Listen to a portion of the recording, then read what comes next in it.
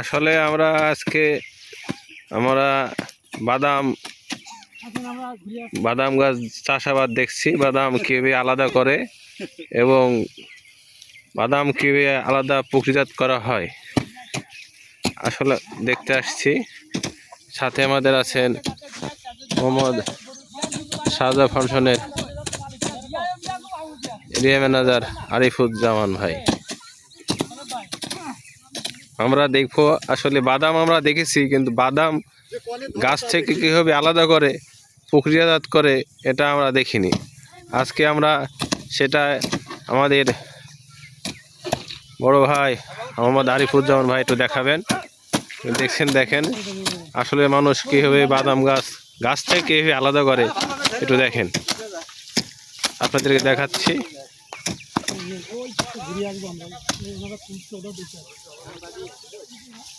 বাদাম গাছ থেকে কীভাবে আলাদা করে আপনাদের একটু দেখানোর চেষ্টা করছি।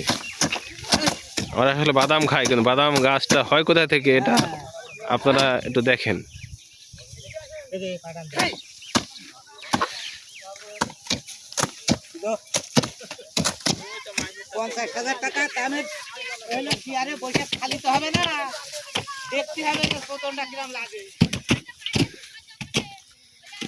আমরা এবার দেখছি বাদাম চাষাবাদ জায়গায় জমিতে বাদাম কিভাবে হয়।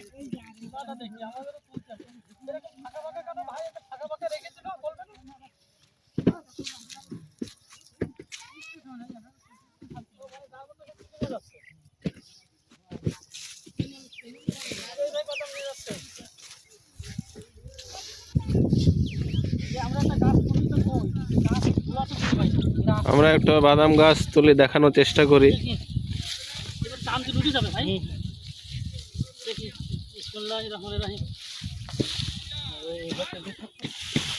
বাদাম তুলে আমাকে দেখলে লোক হাসবে, এটা তো আদি কৃষক না।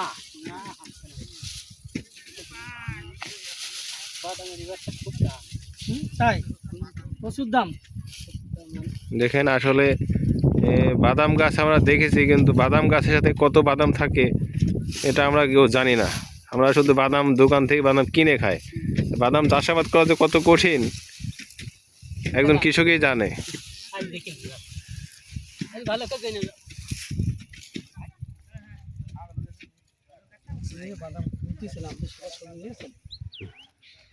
একটু ভিডিও